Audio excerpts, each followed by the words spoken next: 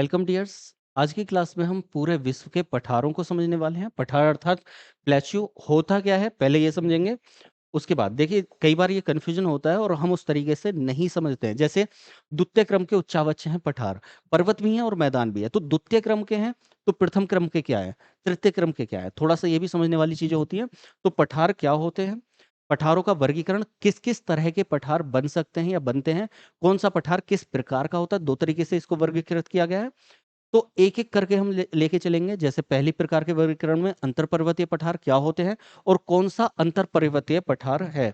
उसके अलावा गिरिपथ पठार, ज्वालामुखी पठार, इस तरह से इनको क्लासिफाइड करते हुए अलग-अलग करके चलेंगे। उसके अलावा हम पूरे विश्व के जो प्रमुख पठार हैं, उन पठारों को देखेंगे किसके तरीके से, जैसे पर्वतों को हमने किया था।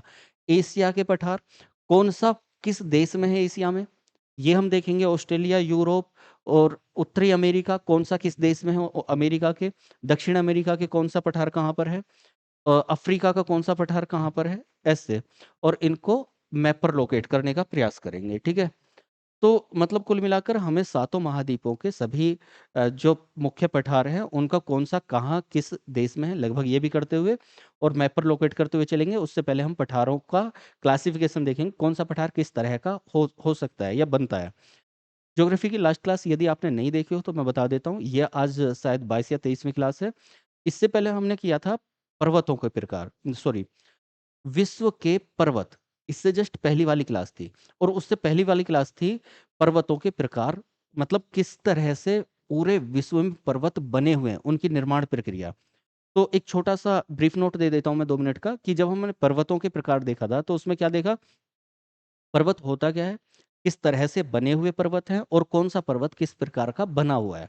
ठीक है? जैसे कि हमने 2 तरीके से क्लासिफाइड किया।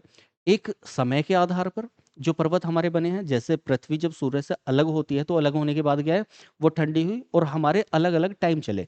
लाखों वर्ष का समय, उसके बाद लाखों वर्ष का समय, उसके बाद लाखों वर्ष का और हज़ार वर्ष का समय, ठीक है? तो वहाँ पर क्या हो रहा है, शुरुआती जो पर्वत बने हैं वो कौन से बने हैं? तो शुरुआती टाइम में प्री कैम्ब्रियन युग या कैम्ब्रियन युग, और उसमें कौन से पर्वत बनते हैं? अरावली के पर्वत। फिर विंध्य सतपुड़ा जैसे पर्वत बनते हैं। ये, अब देखो, अरावली के पर्वत को यहाँ पर मैंने बताया था, कन्फ्यूजन होता है बहुत सारे।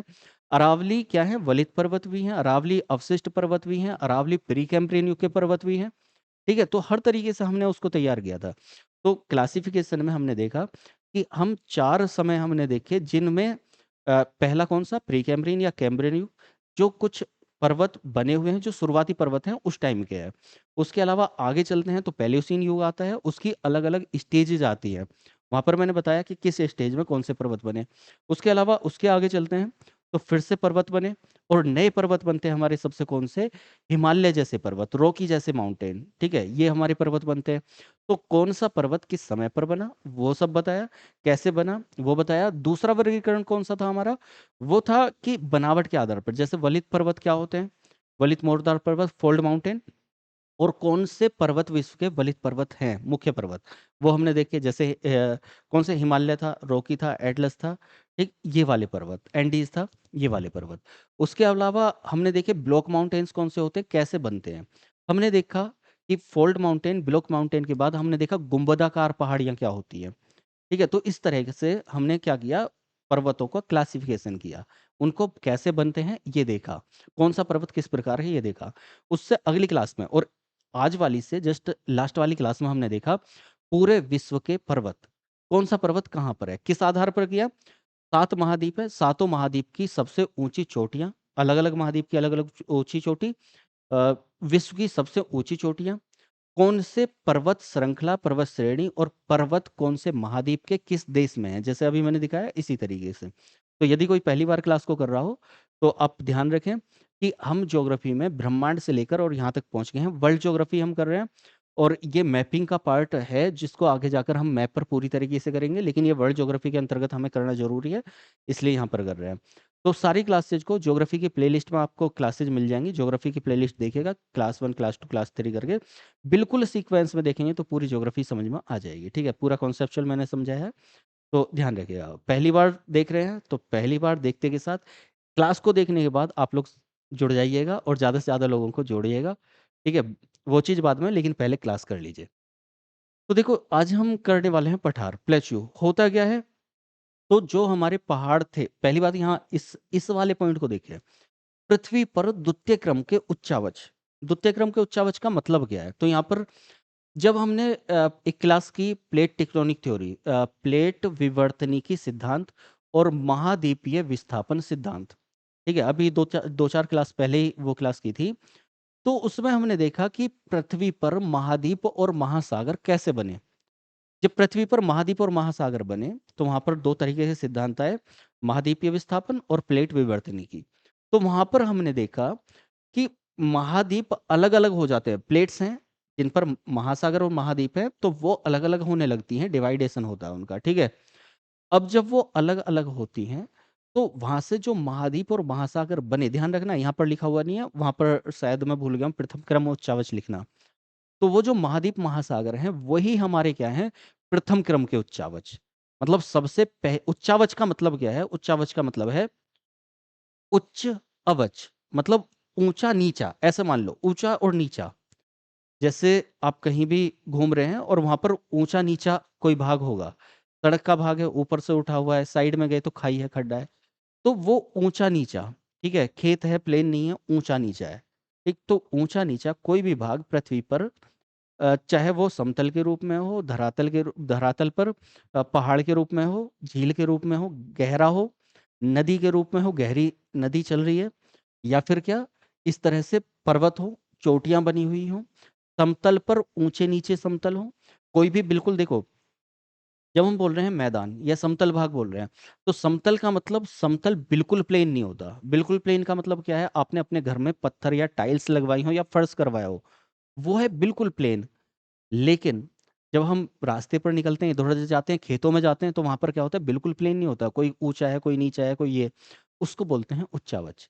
तो ध्यान रखना इस चीज को, सबसे पहले क्रम के उच्चावच, जो सबसे पहले ऊंचे नीचे भाग बने पृथ्वी पर, वो क्या बने? महाद्वीप और महासागर। दूसरे भाग कौन से बन रहे हैं? तो दूसरे भाग यही हैं, पठार, पर्वत और मैदान, ठीक है। इन तीन चीज को ध्यान रखना है, ठीक। पठार, पर्वत और मैदान मुख्य मुख्य जो भाग है।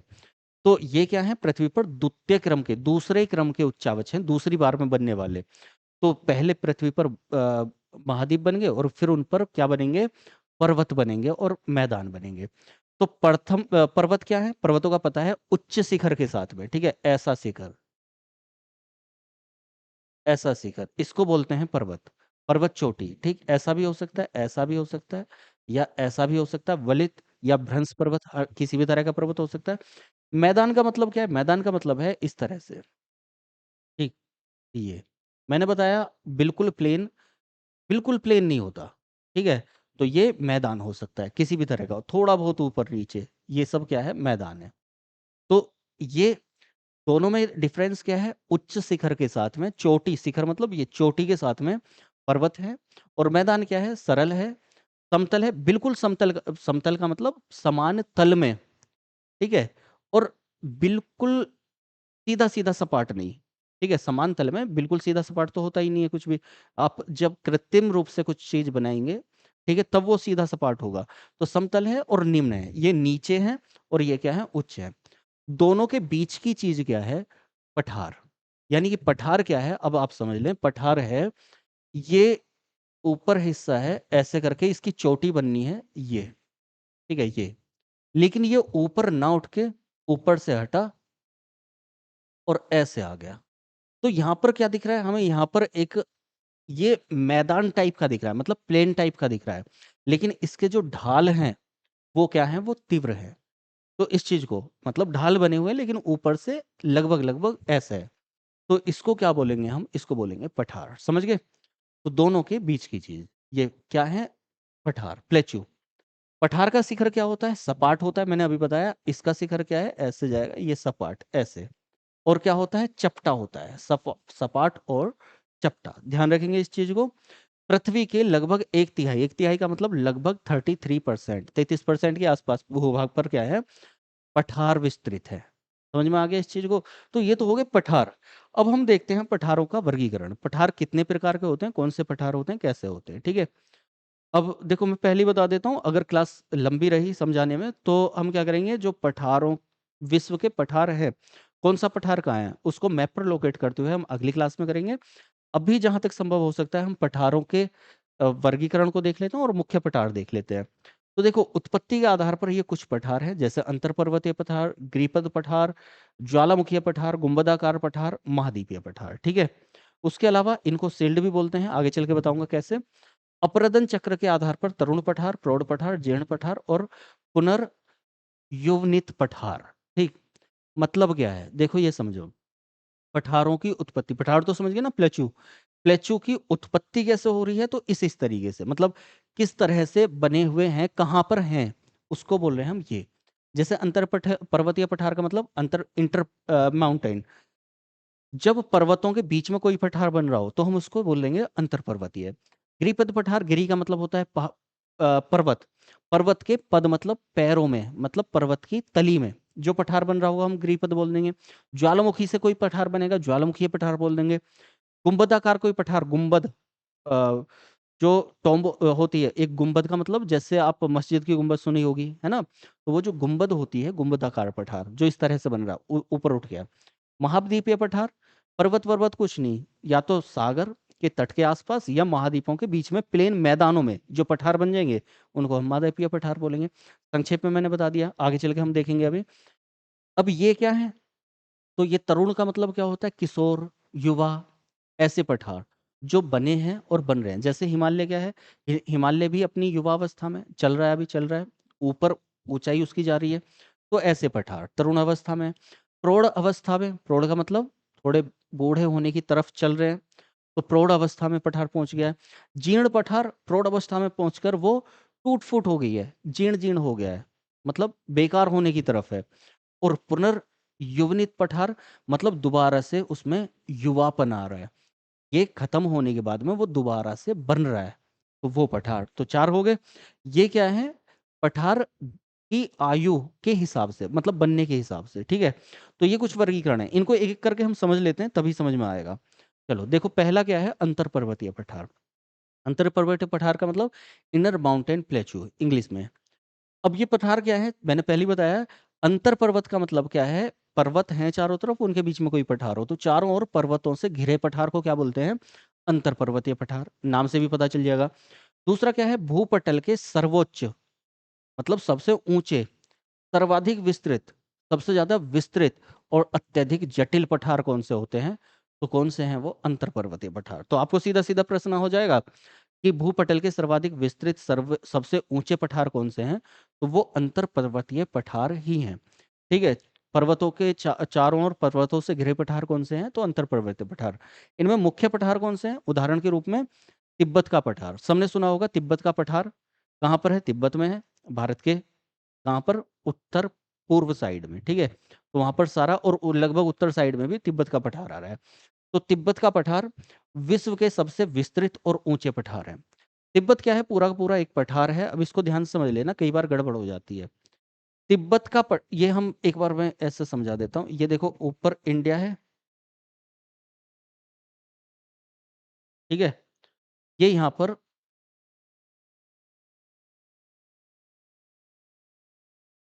ये यहाँ पर आप इसे देखेंगे तो ये ध्यान होगा, इधर नेपाल है और इधर बात करें तो ये तिब्बत है। ध्यान रखना, ये तिब्बत का ही एक पार्ट है ये वाला। ठीक। थोड़ा सा यहाँ तक। तो यहाँ जो पठार है उसको हम बोलते हैं पामीर। जैसे आपको मैंने पर्वतों में बताया था, यहाँ आगे चल के इंडिया में जब आएंगे तो इंडिया में डिटेल में समझाऊंगा इस चीज को। यहाँ की रेंज को बोलते हैं हम हिमालय। ये हिमालय की श्रेणी होगी तीन। ठीक। यहाँ है कराकोरम, तो इसको क्या बोलते हैं, इसको बोलते हैं हिमालय पार, यानी कि प्रोटो हिमालयन। तो इस चीज को ध्यान रखना है। ये एक मतलब क्या है, ये कराकोरम रेंज इससे थोड़ी सी अलग है, लेकिन लगभग हिमालय से मिलती जुलती है। उदाहरण के रूप में बता रहा हूँ, ऐसे समझो आप, कई बार नहीं तो कंफ्यूजन हो जाता है। जैसे दिल्ली सबको पता है, दिल्ली के पास क्या है, नोएडा। अब बात करें दिल्ली और नोएडा का अंतर ही वहां जाके पता नहीं चलेगा, कहाँ दिल्ली है कहाँ नोएडा है। जो वहां पर रहते हैं उनको पता होगा, हमें पता नहीं चलेगा जब हम जाएंगे, आप जाएंगे। तो इसका मतलब क्या है, वो दिल्ली और नोएडा अलग है, नोएडा यूपी में, लेकिन दोनों में हम भेद नहीं कर पा रहे पूरी तरीके से। तो वैसे ही तिब्बत और पामीर है, थोड़ा सा समझ गए होगे। तो पामीर क्या है, तिब्बत का ही एक पार्ट समझ लें आप। ठीक है, जैसे एनसीआर में दिल्ली और नोएडा हो गया या गुड़गांव हो गया, तो बिल्कुल वैसे ही। तो पामीर क्या है, तिब्बत का एक भाग मान सकते हैं आप, लगभग मिला हुआ। ये विश्व के सबसे ऊंचे पठार हैं, ध्यान रखना है, कौन से पठार, पामीर के पठार और तिब्बत के पठार।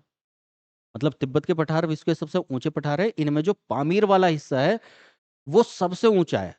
ये बात ध्यान रखें, इसको बोला जाता है पामीर की गांठ, पामीर गांठ, ठीक, पामीर नोट। तो पामीर पठार विश्व की छत बोला जाता है इसको। तो कई बार आपको कहीं पे देखने को मिल जाएगा पामीर को विश्व की छत बोल रहे हैं, कई बार होगा तिब्बत को विश्व की छत बोल रहे हैं। लेकिन फिर से मैं बोल रहा हूं, फिर से, कि तिब्बत ही क्या है, विश्व के सबसे ऊंचे पठार है, उनमें से जो खास एक पठार है पामीर, ठीक है, वो पामीर जो तिब्बत है, पूरे तिब्बत में पामीर सबसे ऊपर है, मतलब सबसे ऊंचा, लगभग 7,500 मीटर ऊंचा।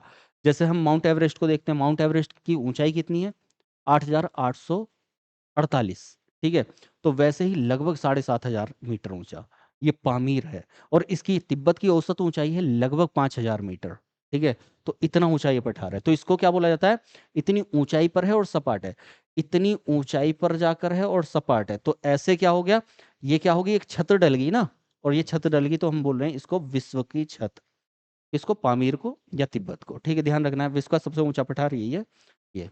उसके अलावा और कौन से पठार हैं, अंतर पर्वतीय पठार का उदाहरण ध्यान रखना, ये अंतर पर्वतीय पठार का उदाहरण है तिब्बत का पठार, पामीर पठार, एशिया माइनर का पठार, ठीक है, अभी बताऊंगा एशिया माइनर कहाँ पर है, तुर्की में, तो ये एशिया माइनर का पठार, बोलीविया का पठार बोलीविया में है, आगे चल के हम देखेंगे, कोलंबिया का पठार, मैक्सिको का पठार, ये सब किसके उदाहरण हैं, तो ये उदाहरण है अंतर पर्वतीय पठार के, ठीक है। अब देखो आपको ज्यादा क्या चीज ध्यान रखनी है और क्या चीज थोड़ा कम छोड़ सकते हैं आगे के लिए, ठीक है, तो ये तो बिल्कुल छोड़ना ही नहीं है यहां तक। दूसरी चीज, ये एशिया माइनर का इसके उदाहरण देखें हम अंतर पर्वतीय पठार के, तो थोड़ा सा आप ध्यान रखेंगे, जो ये है तिब्बत का पठार, पामीर का पठार, ये तो ही है, साथ साथ Asia Minor, Bolivia, Colombia, Mexico, ये सब क्या है, ये सब अंतर पर्वतीय पठारों के उदाहरण है। कहाँ कहाँ है इन्हें हम अभी समझेंगे और मैप पर भी देखेंगे, ठीक है, तो थोड़ा सा ये हो गया। उसके अलावा आते हैं गिरिपद पठार। गिरिपद का मतलब क्या है, गिरिपद का मतलब है पर्वतों के आधार पर, पद का मतलब मैंने बताया बेस, पैर, और गिरी का अर्थ क्या होता है, पर्वत, ठीक है, तो इनको पीड माउंट प्लेच्यू भी बोलते हैं, ध्यान रखना है, पीड माउंट प्लेच्यू इंग्लिश में इन्हीं को बोलते हैं। पर्वत पदीय पठार भी बोलते हैं, पर्वतों के पदों में, पैरों में, ठीक है, तल में, तो पर्वतों के आधार पर होते हैं, ध्यान रखना है। पहली चीज, दूसरी चीज क्या, एक और ऊंचे पर्वत और दूसरी ओर क्या, सागर या मैदान होंगे। तो एक और तो पर्वत हो गया, अब पर्वतों के यहाँ यहाँ पर क्या होगा पैर पर, तो यहाँ पर या तो सागर होगा या मैदान होगा। तो कहाँ पर होंगे ये, सागर और मैदान के, सागर के बीच में, पर्वतों के यहाँ पर, ये पठार बन गए। इनका उदाहरण कौन सा है, तो इनका उदाहरण है, एक प्रमुख उदाहरण पैटागोनिया का पहाड़। पैंटागोनिया का पहाड़ कहाँ पर है, दक्षिण अफ्रीका में, सॉरी दक्षिण अमेरिका में। और ये हालांकि अभी करवाऊंगा सारा। तो पेंटागोनिया का पहाड़, पठार, एक पीडमांट, देखो पीडमांट नाम ही इसका इसलिए पड़ा हुआ है क्योंकि इसको पीडमाउंट बोलते हैं, ठीक है। तो पीडमांट का पहाड़ कहाँ पर है, यूएसए, उत्तरी अमेरिका, ठीक, तो दो दो पहाड़ी हो गए, सॉरी दो पठार हो गए, दो प्लेच्यू हो गए, जो क्या है गिरिपद का उदाहरण। बहुत इंपॉर्टेंट ऐसे नहीं आएगा, मतलब बहुत इंपॉर्टेंट तो नहीं है कि ये कौन से प्रकार का है, लेकिन थोड़ा थोड़ा याद रहना चाहिए कि हाँ कुछ ऐसे पठार होते हैं, बाकी ये पता होना चाहिए किस तरह के होते हैं। ज्वालामुखी पठार, वॉल्केनोज, ज्वालामुखी उद्गार जब होता है तो पृथ्वी में क्या है, प्रेशर बन जाता है बहुत ज्यादा, उसे निकालने के लिए क्या होता है, लावा निकलता है पृथ्वी के अंदर से और वो बाहर आके जम जाता है, ज्वालामुखी जिसको हम बोलते हैं। तो ज्वालामुखी प्रक्रिया के फलस्वरूप लावा जमाव से निर्मित क्या है, ज्वालामुखी पठार। प्रमुख कौन सा है इसमें, दक्कन का पठार। तो देखो अभी मैंने बोला कि ये बहुत ज्यादा इंपॉर्टेंट नहीं है याद रखने के लिए, लेकिन ये इंपॉर्टेंट है याद रखने के लिए, ठीक। अब ऐसा क्यों बोल रहा हूँ, हम जब बात कर रहे हैं इंडियन ज्योग्राफी की भारत में, तो वहां पर देखो मैं पठार बताऊंगा, लेकिन आपको ध्यान यहीं से रखना है, भारत के पठारों को याद रखना है या भारत के आसपास के, मैंने यहाँ भी यही बताया, इन दोनों को जरूर याद रखना है क्योंकि भारत या भारत से जुड़े हुए या भारत के आसपास के पठार है, तो उनको ध्यान रखना है। तो दक्कन का पठार भारत में क्या है, कहाँ पर है, सब देखेंगे बाद में। तो ज्वाला किस प्रकार का उदाहरण है ये? ज्वालामुखी पठार का उदाहरण। ठीक, ध्यान रखना है इस चीज को। तो ये हो जाता है। आगे हम चलते हैं। तो गुंबदाकार पठार। गुंबदाकार का मतलब क्या है? गुंबद, डोम बन रही हो तो डोम्ड प्लेच्यूज। ठीक, तो भूपटल के वलन की क्रिया द्वारा गुंबदनुमा उत्थान के कारण। ठीक है, तो जो वलन होता है मतलब संपीड़न की क्रिया होती है। पर्वतों में मैंने बताया था आपस में क्या होती हैं, प्लेट्स प्रेस करती हैं, प्रेस करने के कारण एक हिस्सा ऊपर उठ जाता है, एक हिस्सा नीचे चला जाता है। जब ये ऊपर हिस्सा उठा और ज्यादा प्रेस, किसी चीज को हम दबाएंगे, सॉफ्ट चीज को, तो वो क्या होगा, उसमें ऐसे वलय पड़ जाएंगे, मोड़ पड़ जाएंगे। उसी को हम बोल रहे हैं ये। तो भूपटल में वलन की क्रिया के द्वारा गुंबदाकार, गुंबदनुमा उत्थान, मतलब गुंबद का मतलब ऐसे गोल गोल, गोल गोल ऊपर उठ गया, तो ये गुंबदनुमा पर होगा। इसमें इनको याद रखना है क्योंकि इंडिया से जुड़ा हुआ है, भारत में है ये। जब पर्वतों में देखा था हमने, पर्वतों में भी एक पहाड़ी करी थी, मतलब एक पर्वत करी थी श्रेणी। कौन सी थी? मैकाल रेंज, गुंबदाकार पहाड़ी का उदाहरण भारत में मैकाल रेंज, जिसमें मैंने बताया था कि मैकाल रेंज है, और मैकाल रेंज में इधर एक नदी जा रही है, इधर एक नदी जा रही है, इधर एक नदी जा रही है, इधर एक नदी जा रही है। नर्मदा, सोन, केन, महानदी, इसके चारों ओर से निकलती हैं। कौन सी पहाड़ी के चारों ओर से? मैकाल रेंज के चारों ओर से। और उसी का जो क्षेत्र है वो क्षेत्र है छोटा नागपुर, उसी के पास वाला। तो छोटा नागपुर में क्या है? पठार है। ये सबको पता होगा, नहीं पता होगा तो मैं बता रहा हूँ, आगे चल के जब हम इंडियन ज्योग्राफी करेंगे उसमें एक एक करके बताऊंगा कौन सा पठार या कौन सा पर्वत कहाँ पर है। तो छोटा नागपुर में क्या है? पठार है। तो वो क्या है? गुंबदाकार पठार। ठीक है, रामगढ़ का पठार भी वहीं पे है, तो रामगढ़ का पठार। ये क्या है? इसके उदाहरण। छोटा नागपुर को याद रखना है आप लोगों को।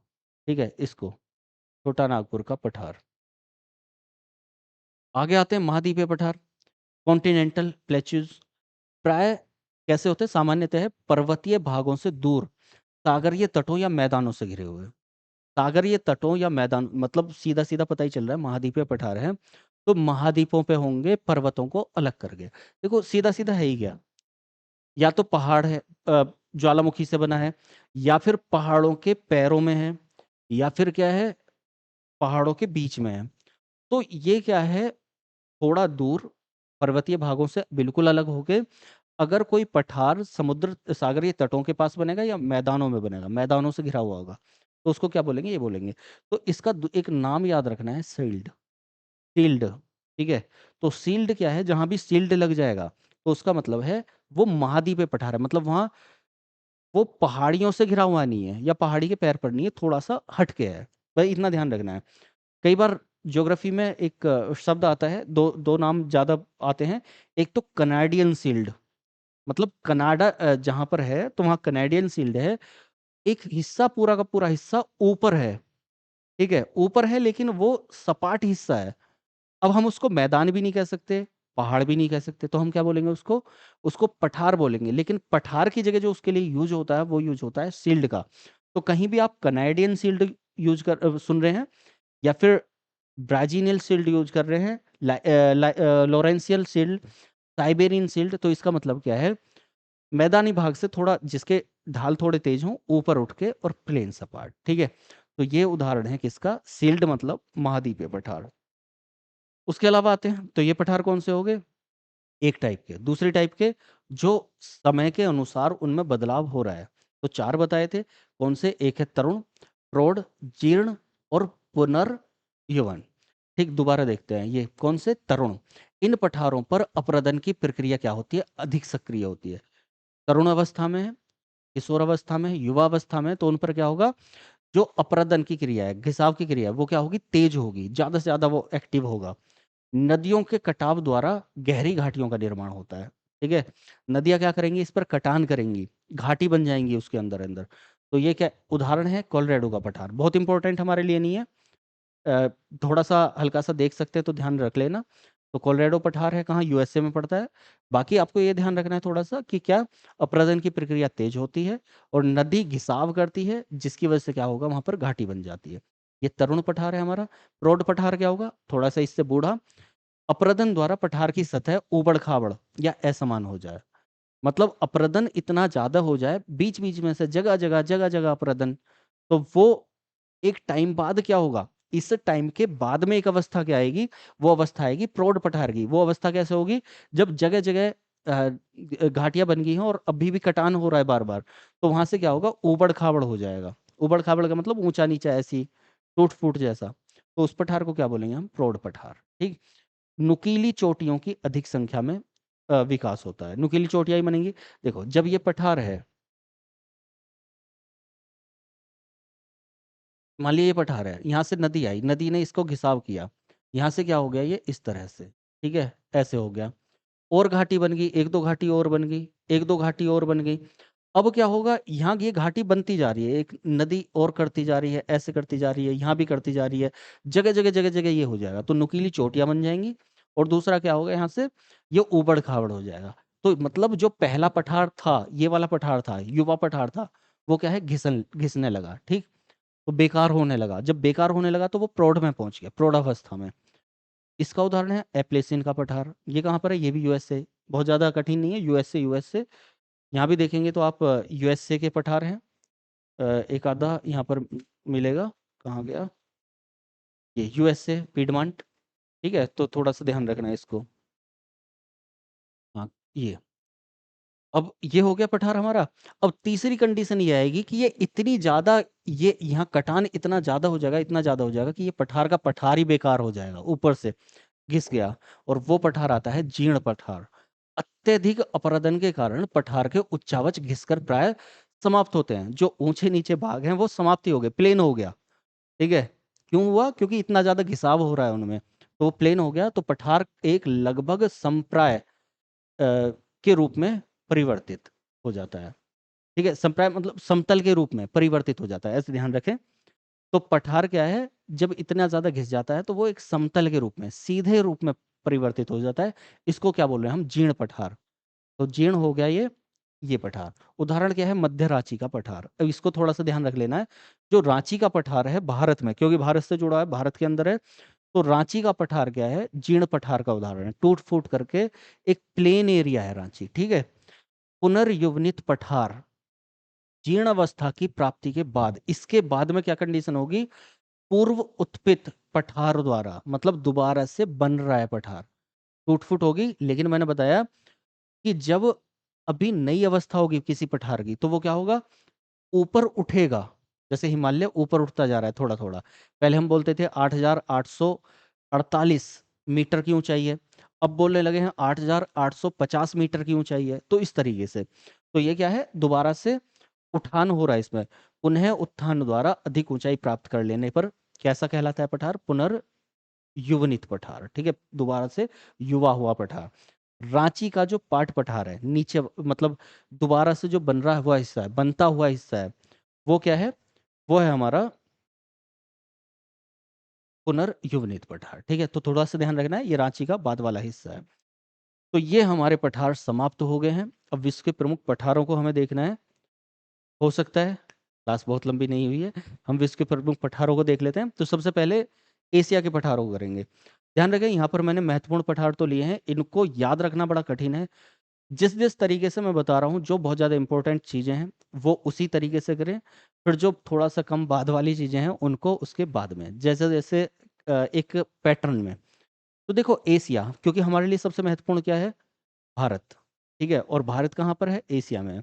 तो भारत और भारत के आसपास एशिया के पठारों का हमें पता होना चाहिए जरूर। ठीक है, तो इसलिए ये हमारे लिए महत्वपूर्ण हो ही जाता है। इसमें से छोड़ने लायक क्या होगा, नहीं होना चाहिए। तो पहली बात, इसको सबसे पहले करते हैं, और इस सभी सभी क्या है, महत्वपूर्ण। तिब्बत के पठार को हमने देख लिया है, तिब्बत या पामीर का पठार। ठीक।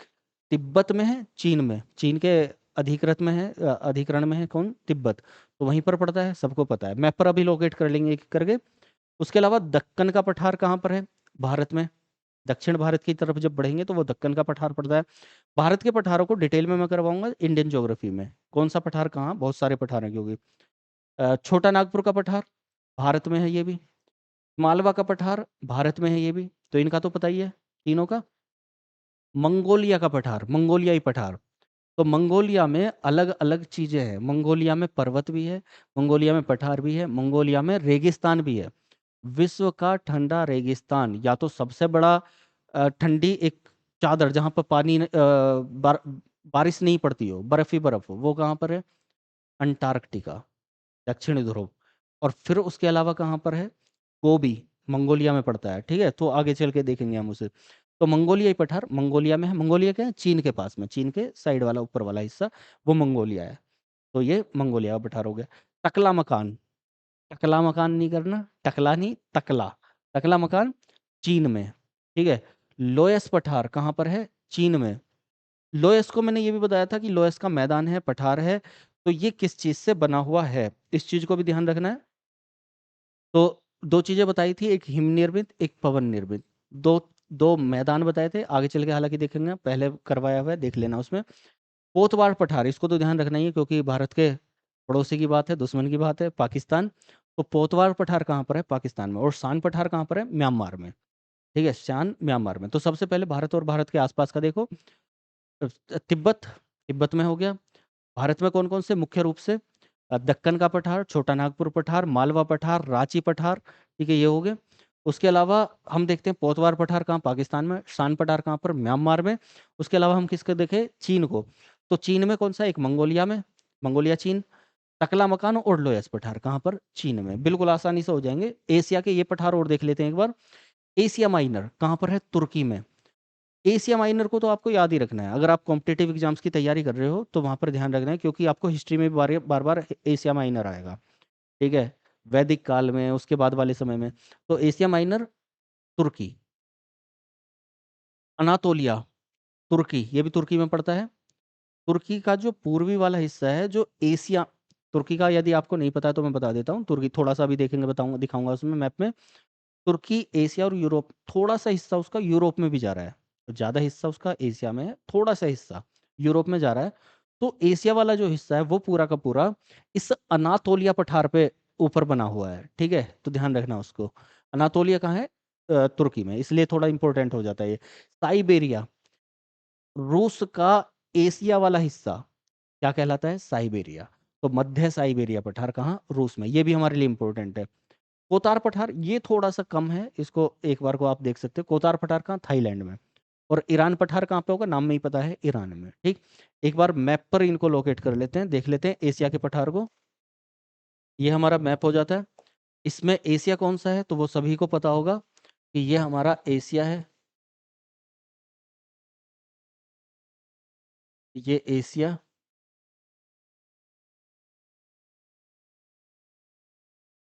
ये थोड़ा सा एग्जैक्टली शायद नहीं हो पाएगा, बस लगभग में ध्यान रखें, ये वाला एशिया है। एशिया में हमने क्या किया? भारत में था एक कौन सा? दक्कन का पठार। ठीक है, थोड़ा थोड़ा बस। देखो, वर्ल्ड मैप को हम डिटेल में एक एक करके, जिसमें हम क्या होगा, पठारों का क्लासिफिकेशन नहीं देखेंगे, केवल पठार देखेंगे, कौन सा पठार कहाँ पर है। ठीक है, तो वर्ल्ड मैप में मैं इसको दोबारा से करवाऊंगा, लेकिन वहां पर केवल पठार देखेंगे और थोड़ा सा दूसरे तरीके से हम इसको देखेंगे, इस बात को ध्यान रखना है। ठीक है, तो ये ध्यान रखें। हम्म तो कौन कौन से थे? यहाँ पर हो गया दक्कन का पठार, रांची का पठार, छोटा नागपुर पठार, मालवा का पठार, ये हो जाते हैं।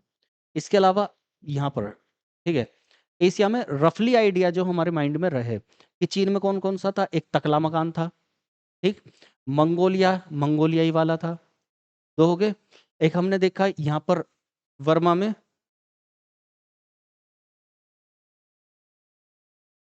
वर्मा में कौन सा देखा हमने? एक शान पठार देखा यहाँ पर।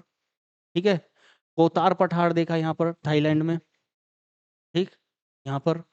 उसके अलावा हमने देखा यहाँ तिब्बत का पठार, ये पूरे विश्व में सबसे बड़ा तिब्बत। ये वाले को हम बोल देते हैं तिब्बत, और इस वाले को, इधर वाले को बोल देते हैं हम क्या? पामीर। पामीर तिब्बत हो गया। उसके अलावा हमने ईरान में ईरान का पठार देखा। ये है तुर्की। तो तुर्की का ये वाला जो हिस्सा है, ये वाला, ये क्या है? अनातोलिया। ठीक है, बताया था ना मैंने। तो वो यहाँ पर कौन सा पठार था? ये साइबेरिया, साइबेरिया का पठार। तो इन पठारों को थोड़ा सा ध्यान रखना है। ठीक, ये हो जाते हैं। दोबारा से चलते हैं। तो एशिया के पठार हो गए। ठीक है, ये पठार। पोतवार कहाँ? पोतवार रह गया, एक लोएस रह गया, लोएस चीन में, पोतवार पाकिस्तान में, ऐसे याद रख लेना। ठीक, ये हो जाते हैं। किम्बरले पठार ऑस्ट्रेलिया में पड़ता है, और मेसेटा स्पेन में पड़ता है, यूरोप में। ठीक है, तो इनको ऐसे ही ध्यान रख लेंगे, क्योंकि सभी को पता होगा कि यहाँ पर हो जाएगा किम्बरले। किम्बरले, ये किम्बरले ऑस्ट्रेलिया में। और एक पठार यहाँ पर स्पेन में था, कौन सा था? तो वो, इसको भी ध्यान रख लेना है, ये मेसेटा पठार को, ठीक, यूरोप का ये पठार हो गए। इसके अलावा उत्तरी अमेरिका के पठार, उत्तरी अमेरिका के ज्यादातर पठार आपको परेशान होने की जरूरत ही नहीं है, क्योंकि ज्यादातर पठार कहाँ पर दिख रहे हैं? यूएसए अमेरिका में, ठीक, परेशान नहीं होना कुछ भी। तो अमेरिका, उत्तरी अमेरिका का यूएसए, यूएसए मतलब संयुक्त राज्य अमेरिका, जिसको हम जानते हैं अमेरिका देश के नाम से। ये तो पता है ना सबको, मैंने मैपिंग में तो मैप नहीं, जब हमने महाद्वीप देखे थे तो थोड़ा थोड़ा बताया था। क्या बताया था? ये है उत्तरी अमेरिका, ये वाला हिस्सा, ठीक है। इस वाले हिस्से में कौन कौन से पठार आ रहे हैं तो वो एक बार देख लेते हैं। उत्तरी अमेरिका में, तो उत्तरी अमेरिका में कौन कौन से पठार हैं देखो ध्यान से। कोलंबिया का पठार, कोलंबिया, ग्रेट बेसिन पठार, कोलोराडो पठार, पीटमंट, देखा था हमने अभी पीटमंट, पीटमंट पठार, ओजार्क पठार, अलास्का का, यूक्रोन, यूक्रेन नहीं है ये, यूकॉन पठार है। लॉरेंसिया पठार कहाँ पर है? कनाडा में है। और चियापास पठार कहाँ पर है? ये मैक्सिको में है। थोड़ा सा देख लेते हैं, पहले इन दोनों को देखो, लोरेंसिया और चियापास। चियापास बहुत ज्यादा इंपॉर्टेंट नहीं है, एक बार को आप छोड़ भी सकते हो। तो यहाँ पर ये है मैक्सिको, ठीक है, सॉरी, ये है मैक्सिको, ये। तो यहाँ पर क्या है? चियापास, ठीक है। एक कनाडियन हमने देखा, वो यहाँ पर, एक सील्ड भी देखी थी हमने, कनाडियन सील्ड, ठीक है, तो ये हो जाता है। उसके अलावा कौन सा? लोरेंसिया का पठार हो गया कनाडिया में, कनाडा में लोरेंसिया। उसके अलावा अलास्का कहाँ पर है? अलास्का में, यूएसए का ही एक हिस्सा है अलास्का, तो वो कहाँ पर? अलास्का, यूकॉन, मैं दिखा देता हूँ एक बार। यहाँ पर यूएसए का, ये यूएसए जो उत्तरी अमेरिका का एक देश है अमेरिका, उस अमेरिका, वो अमेरिका दो हिस्सों में डिवाइड है, एक ये वाला, ये यूएसए, और इसको, ये भी यूएसए का पार्ट है, ये है अलास्का। तो यहाँ पर पड़ता है कौन सा? अलास्का, यूकॉन, ठीक, ध्यान रखना है इसको। उसके अलावा कौन सा? Columbia, Great Basin, Colorado, Piedmont, Ozark, ठीक है, इन्हें ध्यान रखना है। कहाँ पर है ये? यूएसए में, सभी के सभी, कुछ सोचना ही नहीं है। ये यहाँ पर, ये इस जगह पर कौन कौन से हैं एक बार थोड़ा सा देख लें आप लोग। कोलंबिया, मेरे साथ दोहरा लें थोड़ा सा। Columbia, Great Basin, Colorado, Piedmont, Ozark. Ozark बीच में पड़ता है, कोलंबिया इधर हो जाएगा, ग्रेट बेसिन पश्चिम की तरफ हो जाएगा, ठीक है। बाकी इसको मैप पर एक बार देखेंगे, मैप पर करेंगे पूरा का पूरा डिटेल में। तो ये हो जाते हैं यूएसए के। आगे चलते हैं, मतलब सॉरी, उत्तरी अमेरिका हो जाता है। दक्षिणी अमेरिका में आते हैं तो गुयाना पठार। गुयाना कहाँ पर है? French Guiana, Guyana, French Guiana, यहाँ पर फ्रेंच गुयाना भी लिख सकते हैं आप। गुयाना में पड़ता है, फ्रेंच गुयाना में वेनेजुएला, सूरीनाम, सब कहाँ पर हैं? दक्षिण अमेरिका के उत्तरी भाग में। और ध्यान रखना है, इनको देखो, थोड़ा सा कंफ्यूज होने की जरूरत नहीं है, जब हम वर्ल्ड मैप करेंगे वहां पर बताऊंगा इजी वे में कैसे करेंगे। तो ये मैंने उत्तर से दक्षिण की तरफ को लगाए हुए हैं, थोड़ा थोड़ा सा ध्यान रखें आप लोग। जैसे Guyana, Bolivia, sorry, Borborema, Mato Grosso, Brazil, Patagonia. तो एक बार देख लेते हैं, गुयाना, बोलीविया, बोरबोरा, मोंटेग्रासो, ये रहा, ये है दक्षिण अमेरिका का हिस्सा, ठीक है। यहाँ पर देश पड़ते हैं, ये वेनेजुएला है, इसी के बराबर में कोलंबिया है, यहाँ पर गुयाना है, ये सूरीनाम है, ये देश हो जाते हैं। तो यहाँ पर कौन सा पठार था? अभी देखा हमने, देखो ध्यान से, कौन सा पठार है? गुयाना पठार, ठीक है। एक है बोलीविया, बोलीविया में, बोलीविया कहाँ पर है? बोलीविया में, बोलीविया कहाँ पर है? यहाँ पर, ठीक है। तो ध्यान रखना है इस चीज को, ये गुयाना हो गया, यहाँ पर बोलीविया हो गया, यहाँ पर ब्राजील पठार हो गया, ठीक है। सॉरी, बोलीविया यहाँ पर गलती से वहां लग गया है, बोलीविया यहाँ पर, ये ब्राजील पठार हो गया। उसके अलावा नीचे आते हैं तो यहाँ पर पैटागोनिया हो जाएगा इस जगह पर, ठीक है, ये पैटागोनिया, ये पठार हो जाते हैं। तो इन पठारों को ध्यान से देख ले आप। एक अच्छा मोंटेग्रासो रह गया है, एक मोंटेग्रासो है वो इधर, यहाँ पर, यहाँ मोंटेग्रासो पड़ता है, ये। तो ये पठार हो जाते हैं हमारे दक्षिण अमेरिका के। उसके अलावा आते हैं हम किस पर? लास्ट में अफ्रीका, ये हमने दक्षिण अमेरिका कर लिया है। लास्ट में आते हैं अफ्रीका पर। अफ्रीका में क्या है? लीबियाई पठार। कहाँ पर होगा? लीबिया में। देखो, सबसे बड़ी प्रॉब्लम ये होगी, जब तक आप वर्ल्ड मैप में नहीं देखेंगे, आप वर्ल्ड मैप में कंट्रीज को नहीं करेंगे, तो आप कंफ्यूज ही रहेंगे कौन सा देश कहाँ पर है और कैसे है, कैसे बसा हुआ है। वर्ल्ड मैपिंग बहुत ज़्यादा जरूरी है, बहुत ज़्यादा जरूरी है। ज्योग्राफी अच्छी करनी है या हिस्ट्री अच्छी करनी है या वर्ल्ड अफेयर्स या फिर आपको राजनीति विज्ञान अच्छा करना है, तो उसके लिए वर्ल्ड मैपिंग बहुत ज़्यादा जरूरी है, ध्यान रखना। लीबिया कहाँ पर पड़ता है? ये भी ऊपर से नीचे लगाए हुए मैंने। लीबिया, लीबिया या मिस्र में, लीबिया और मिस्र में। अहागार पठार अल्जीरिया, और लीबिया में। तासिली पठार अल्जीरिया में। ठीक है, एक बार दिखा देता हूं मैं मैप पर। कई लोग जो पहली बार मैप को देख रहे होंगे उनको थोड़ा सा गड़बड़ रहती है। ये है अफ्रीका, ठीक है। अफ्रीका महाद्वीप है, उसका देश है ये दक्षिण अफ्रीका। ठीक है, इस बात को ध्यान रखना जो पहली बार देख रहे हो। अफ्रीका महाद्वीप है, कॉन्टिनेंट है, और ये एक कंट्री है दक्षिण अफ्रीका। ठीक। अब इसमें ध्यान रखना है कौन कौन सा क्या क्या था। तो यहाँ पर हमने देखा, ये लीबिया और मिस्र, ये देश है लीबिया, और ये है मिस्र, और ये है अल्जीरिया। यदि आपको दिख रहा होगा तो ये लीबिया, ये इजिप्ट लिख रहा होगा, इजिप्ट मतलब मिस्र। चलो ऐसे ही देख लो फिलहाल के लिए, बाकी वर्ल्ड मैप करेंगे तो उसको जूम कर करके दिखाऊंगा मैं आपको ये। तो ये यहाँ पर पड़ता है कौन सा? लीबियाई पठार। ठीक है, इस जगह पर ये लीबियाई पठार। अभी देखा, देखो, लीबियाई, अहागार और तासिली। कैसे ध्यान रखेंगे? माइंड में रख लो। लीबिया, लीबिया में लीबियाई, लीबियाई, यहां पर पड़ता है अहागार, ठीक है, और यहां पर पड़ता है तासिली। ठीक, लगभग मैं बता रहा हूं मैं। लीबियाई, अहागार और तासिली। तासिली मतलब अल्जीरिया में, और ये लीबिया और मिस्र में। ठीक, ये हो जाता है। अब उसके आगे आते हैं मावा। अदामावा नाइजीरिया में, इंपॉर्टेंट है ये। अबिसीनिया इथियोपिया में। उबांगी मध्य अफ्रीका, और बाई का पठार अंगोला। थोड़ा सा दिखा देता हूं मैं। अदामावा, अबिसीनिया, ठीक है, ये दोनों देखें आप। अदामावा, ये है नाइजीरिया, यहां पर पड़ता है अदामावा।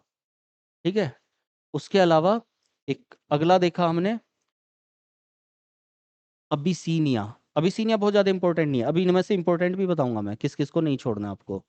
ये यहाँ पर अबिसीनिया, इस जगह पर पड़ता है अबिसीनिया। ठीक है, यहाँ पर पड़ता है अंगोली, उबांगी, और बाई का पठार अंगोला में। यहाँ बाई का पठार और मध्य में उबांगी पठार। ठीक है, तो ये सारे पठार हो जाते हैं। तो लगभग लगभग मैंने पूरे विश्व के पठार को बता दिया। अब आपको याद कौन कौन से रखने हैं एक बार जरूर देख लें। थोड़ी सी क्लास ऐसी है ये पठार की कि उसमें याद क्या क्या रखना है वो चीज बता देता हूँ। ये सारा का सारा याद रखना है। पठार प्लेचू होता क्या है, किस तरह से बनते हैं। उसके आगे हम चले तो हमने देखा पठारों का वर्गीकरण। इनमें से कुछ खास चीजों को ध्यान रखना है, ध्यान से देख लेना क्या क्या। पहला अंतर पर्वतीय पठार, ये ध्यान रखना ही रखना है। ये एक बार को आप हल्का फुल्का देख सकते हैं कि कौन सा अंतर पर्वतीय का उदाहरण है। जैसे तिब्बत का पठार, पामीर का पठार, ये आपको याद रखना ही था, ये अंतर पर्वतीय उदाहरण है। Asia Minor, Bolivia, Colombia, Mexico, ये हल्का सा ध्यान रखना कि ये भी होते हैं, बाकी बहुत ज्यादा महत्वपूर्ण ये नहीं होंगे। ठीक। द्विपद पठार जिसको नहीं छोड़ना है बिल्कुल भी, पैरों के नीचे पीडमाउंट और पैटागोनिया, हल्का हल्का। कहाँ पर है? एक दक्षिण अमेरिका में है और एक उत्तरी अमेरिका में। ठीक। ज्वालामुखी पठार, इसको बिल्कुल नहीं छोड़ना। ज्वालामुखी क्रिया के स्वरूप क्या? दक्कन का पठार भारत में। उसके अलावा आते हैं गुंबदाकार पठार, छोटा नागपुर पठार। ठीक है, कैसे होता है। महाद्वीपीय पठार में ये आप थोड़ा सा ये चीज ध्यान रखेंगे, सिल्ड। सिल्ड क्या होती है? ठीक है, Canadian shield, Brazilian shield, Laurentian shield, Siberian shield, ये क्या है, क्या है ना, सीधा सीधा। तो वो सिल्ड। तरुण क्या हो जाएगा? चार प्रकार के ये थे, तो इनमें बस इतना सा ध्यान रखना है, तरुण शुरुआती अवस्था है। ठीक है, उसके अलावा प्रौढ़ उसके बाद वाली अवस्था है। ठीक। उसके अलावा जीर्ण उसके बाद वाली अवस्था है, और जीर्ण कौन से पठार हैं? लगभग समतल वाले, समतल मैदान के रूप में। आपको यहाँ पर लिखना रह गया है, इसको आप लिख लेंगे। ये चीज रहेगी, कई बार ये देखना जरूरी होता है। ये संप्रा मैदान,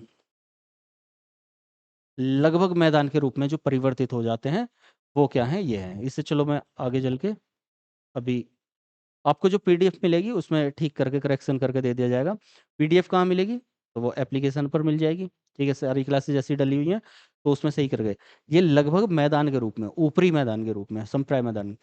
मध्य रांची का पठार इसका उदाहरण है, ये ध्यान रख लेना है। ठीक है, उसके अलावा आपको प्रमुख पठारों में कौन से देखने हैं, ये सारे देखने हैं। याद रखते हैं कौन सा, एशिया के सारे पठार। ठीक, एशिया के सारे पठार। ठीक है, लगभग लगभग याद रखने हैं। उसके अलावा ऑस्ट्रेलिया में जरूर याद रखना है, ऑस्ट्रेलिया का किम्बरले। ठीक, मेसेटा को एक बार को आप छोड़ सकते हैं, मतलब बहुत ज़्यादा इंपॉर्टेंट नहीं है, फिर भी ठीक है। उत्तरी अमेरिका के कोलंबिया, ग्रेट बेसिन, कोलोराडो, पिडमांट, ये तो ध्यान रखने ही रखने हैं। एक लॉरेंस याद रखना है, लॉरेंस कनाडा में, और ये 4 से 5 ये उत्तरी अमेरिका, हल्का हल्का सा। ठीक, यूएसए। गुयाना, बोलीविया, बोलीविया को आपको याद रखना है। उसके अलावा मोंटेग्रोसो ध्यान रखना है, ब्राजील में पड़ता है ये भी। उसके अलावा पैटागोनिया, पैटागोनिया को बिल्कुल नहीं छोड़ना, और आपको बोलीविया को बिल्कुल नहीं छोड़ना। ठीक है, दो को ध्यान रखना है। गुयाना का पता है, ये नाम से ही पता चल रहा है। लीबिया को नहीं छोड़ना। ठीक, अदामावा को नहीं छोड़ना। ठीक है, और बाई और उबांगी ये मध्य में है।